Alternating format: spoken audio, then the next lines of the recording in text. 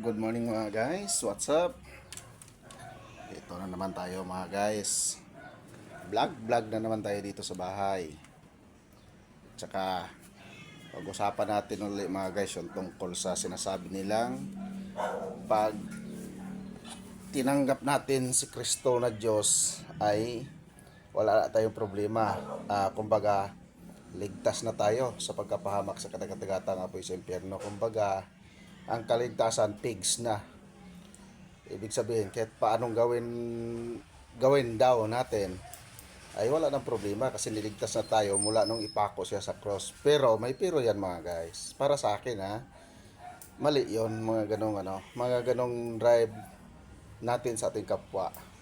Lalo na sa mga kaibigan kong pastor dyan.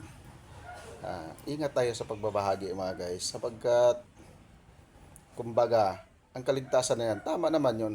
Pigs na nga mula nung ipako siya sa cross, namatay siya sa cross dahil sa ating mga kasalanan. Pero hindi yon maano natin na kumbaga kahit anong gawin natin iligtas na talaga tayo. Kaya nga may mga sinabi siya sa banal na kasulatan, gaya ng sinabi niya, hindi lahat ng tatawag sa kanya Panginoon papasok sa kanilang langit. Di ba? Paano ka papasok sa kanilang langit? At yung mga 10 utos na binaba niya sa lumang tipan at ngayon pinaiksi niya sa bagong tipan. Oh. Kung hindi natin nasunod yun mga guys, hindi tayo magiging ligtas. Sabihin natin, nang rip ka, nang bababae ka, may asawa ka na, kahit nga wala kang asawa, kung papalit-palit ka na babae, syota, tapos ginagalaw mo, pinakialaman mo, paano ka maliligtas nun?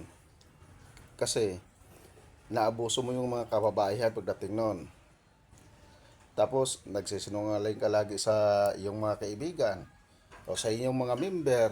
Sabihin natin, maganda ka magpaliwanag sa kanila, pero ang paliwanag mo naman ay hanggang dila lang. Kumbaga, mabulatik ka ba? Mabulatik, ibig sabihin yung magaling ka magsalita para maingganyo sila.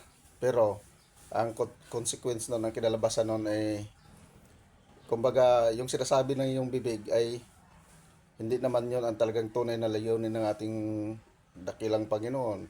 Lagi nating isipin, nung siya'y gumanap sa sanlibutan ay maraming bagay na ginawa niya na hindi ginagawa ngayon ng mga nagbabahagi o nangangaral ng banal na kasulatan. Kaya, yan ang problema ngayon mga guys, na dapat nating ingatan ng ating sarili. Ito lang lagi niyong tandaan mga guys, walang simbahan o relihiyon o pastor, ministro, pare, imam ang siya makapagligtas sa sarili natin sa pagkapahamak sa kadagdagatang apoy sa impyerno, kundi tayo mismo sa ating sarili. Yan lagi niyong isipin. At kung ano ang ginagawa ng ating dakilang Panginoong Kristo, yun ang ating gagawin. Yan mga guys. Kailang karamihan ngayon, kaya nga po, ng mga tent, ikapo na yan. Hindi kalooban ng Panginoon yan mga guys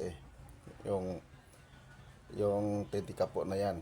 Kaya gaya dong sa isang pastor na kakilala ko, tinanong ko siya, nangangaral ka hindi naman yan ang inano ng Panginoon, lalo na sa mga nangangaral.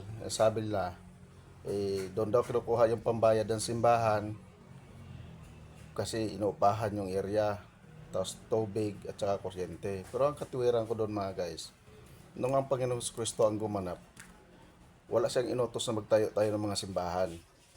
Bakit? Para ang mga tao walang maidahilan.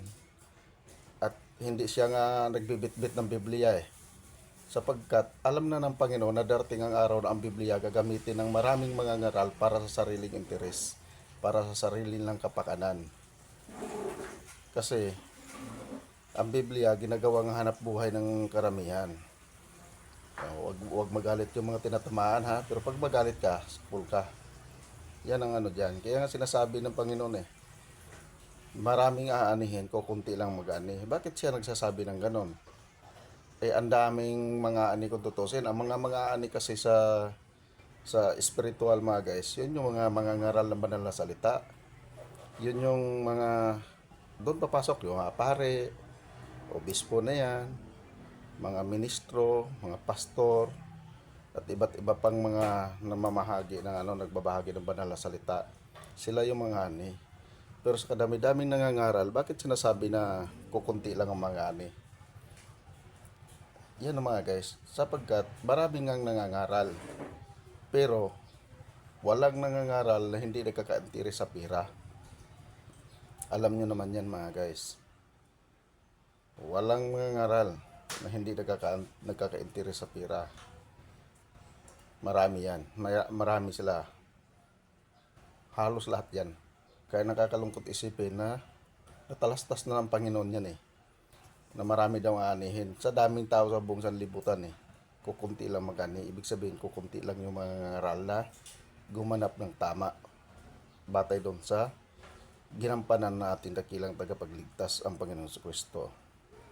Ayan lang, hanggang doon lang muna mga guys. At ingatan natin ating sarili mga guys. What's up?